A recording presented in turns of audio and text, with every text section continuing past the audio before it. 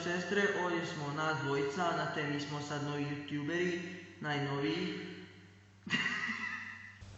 Znači, dragi moji prijatelji, mi ćemo da snimamo videe, do one prave, do jaja, kak bi ja rekao.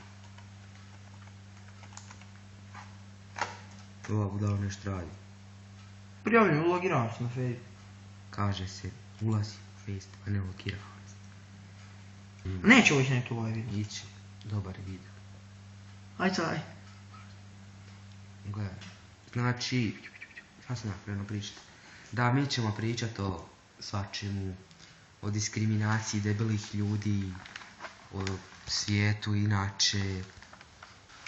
Daj, nemoj nositi laptop. Šta mi tu basaš? Ali, bit će zanimljivo jako.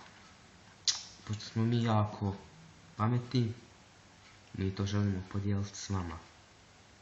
Jel tako, Marijan? Da, tako je. Vidite, on malo mentalno nestabilan. Ali to je valjda zbog debljine. Zajebavaš, znaš. Kaj ja znam, šta da vam još kažem. Oboje imamo 14 godina i visoki smo. 184, 2 cm više.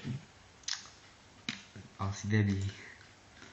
Ali sad to isto izgledamo isto. Ja sam malo ljepši od njega. Vidi To svi kažu. Ali, ono, jebika. U komentaru ostavite kako je, o čemu hoćete, ono, ideje nam svoje stavljajte pa da možemo da snimamo. Klipovi će ići redovno, jako redovno, zato što imamo jako puno vremena. I nama inače jako dosadno u životu, pa ono.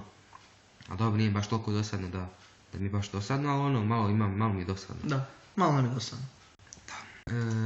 Ovaj video neće ići na YouTube, ja ti kažem. I ekipa, vidimo se. Ćao.